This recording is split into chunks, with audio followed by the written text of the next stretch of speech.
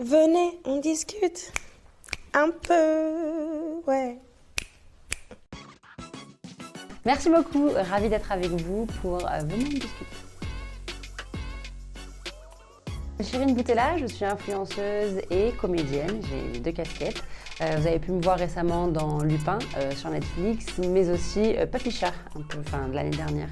Papicha, et normalement il devrait y avoir quelques projets sympas aussi qui arriveront là 2021. Expérience avec Lupin, super enrichissante pour moi. Il faut savoir que ce format-là de série Netflix se fait en plusieurs blocs.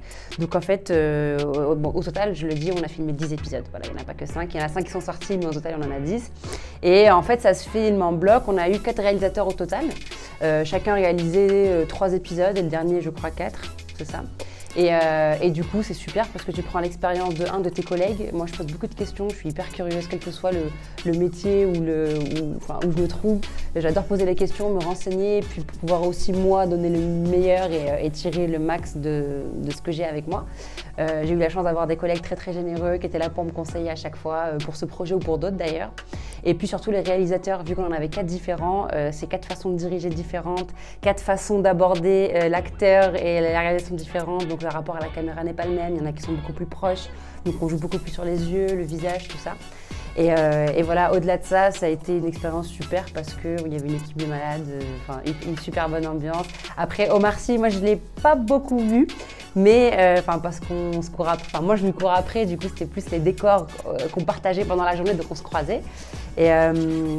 Et voilà, et du coup il y avait cette énergie, c'est exactement comme lui en fait, il y avait une énergie hyper positive, des good vibes, tout le monde rigolait, enfin c'était vraiment super, et mes collègues de travail, donc Soufiane et Vincent étaient aussi top. On a beaucoup rigolé.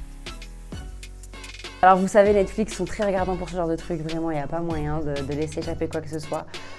Tout ce que je peux vous dire, c'est qu'il va y avoir de l'action, voilà, il va y avoir du sport. Toujours pas. J'en ai un en plus avec la super couverture, ils sont toujours sur mon iPad, mais j'ai pas encore eu le temps. Honnêtement, j'ai pas eu le temps. Mais je vais m'y mettre. En tout cas, avant la sortie du 2, on se reparlera et puis j'en aurai lu au moins 2. En image, ça m'évoque un truc que tu veux ou un truc que tu aimes, vers lequel tu vas et qui te repousse. Tout s'apprend en fait, on apprend à être diplomate, on apprend à toujours garder le côté positif. Et ça, je pense que c'est aussi une philosophie hyper cool à avoir avec le rejet, c'est d'essayer de trouver ce qu'on peut en tirer de positif, parce qu'il y aura toujours une conséquence sur soi, même avec le temps qui arrive, en fait avec le temps, mais qui finira par être positive. Donc ça, oui, je l'apprends encore avec mon travail, parce que tu peux aujourd'hui dire non à un projet et en fait, la personne qui te le propose, tu aimerais travailler avec elle pour autre chose, soit une autre marque, soit une autre agence, enfin tu vois. Et dans ce cas-là, il faut être assez diplomate pour savoir lui dire oui, en fait, j'aurais trop voulu, mais en fait, pas cette fois. Pour aussi permettre à la personne de revenir et lui montrer qu'on est toujours ouvert à finalement une autre proposition, même si on rejette celle-ci. Pour le rejet des personnes, c'est plus dur parce qu'il y a de l'affect, parce que moi, en tant que personne, j'ai du mal à faire du mal. Et ça, je trouve que c'est le plus dur, même si c'est une situation qui est... même si c'est mieux pour nous, même si c'est parfois aussi mieux pour l'autre personne, on ne s'en rend pas forcément compte. Et c'est très dur de rejeter et d'être rejeté, même si au fond, on sait peut-être que c'est la meilleure chose à faire. Je pense qu'il n'y a jamais de bonne façon de faire. Il y a des moins pires façons de faire. Genre rejeter, mais sans... Moi, je trouve ça important quand même de discuter. Je suis vachement dans la communication, dans l'échange, que ce soit bien ou pas bien. Il faut toujours pour moi parler, pour percer les abcès, pour se sentir mieux, pour se sentir plus léger et lâcher un peu le poids. Et ça, je trouve ça un petit peu dommage qu'il y ait des gens qui prennent même pas le temps de te dire que je te rejette et voilà pourquoi je te rejette, tu vois. Donc, je pense qu'il y a toujours une bonne façon de faire les choses, même si on a eu mal, même si on va faire mal. Mais c'est important aussi de ne pas oublier qu'on est humain, qu'il ne faut pas se blesser pour rien en fait. Je pense que c'est en prenant en maturité, en prenant en expérience qu'on apprend à gérer ça. Les premiers rejets que j'ai pu vivre quand on m'a rejeté, parce que quand on rejette l'autre on oublie très vite, mais quand on est rejeté c'est plus dur, le process est plus long. Quand on m'a... parce qu'au final on m'a pas vraiment rejeté, finalement c'est moi qui aurais dû rejeter plus tôt, mais au final ça s'est mal fait. Donc j'estime que c'était un rejet par rapport à mes attentes. C'est avec le temps vraiment que j'ai compris que c'était vraiment pour mon bien et que ça aurait dû être moi en fait qui ai rejeté en premier. Malheureusement ça s'est pas fait, mais au final j'en ai tiré beaucoup de leçons. Pour le coup ça m'a vraiment transformée. Au début je me disais que c'était en mal parce que du coup ça m'avait rendue un peu plus rigide, un peu plus fermée, tu vois, et un peu plus une espèce de facilité du coup à moi rejeter. Parce que j'ai été rejetée, tu vois, en me disant bon, de toute façon ça n'a pas marché, donc avant que je me fasse lâcher, je lâche d'abord, tu vois. Donc j'ai une facilité à dire en fait ça me saoule, ciao, alors que tu vois je vous donnais un peu moins de chance.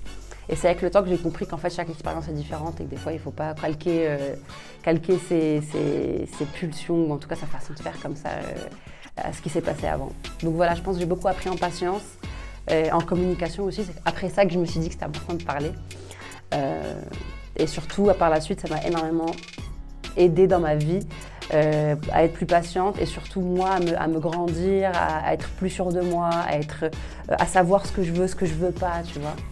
Donc ça m'a apporté énormément de leçons, mais avec le temps. Premier non pour un casting.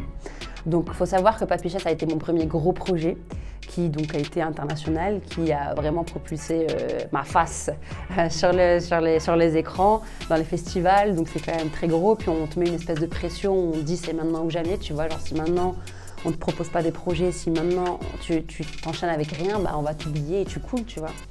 Donc déjà, tu as cette pression-là. Il fallait aussi que je trouve un agent parce que je n'en avais pas à l'époque. Et ça, c'est hyper important dans le métier que je fais parce que c'est lui qui te propose des castings, c'est lui qui a tous les contacts, c'est lui qui te met en avant et tout.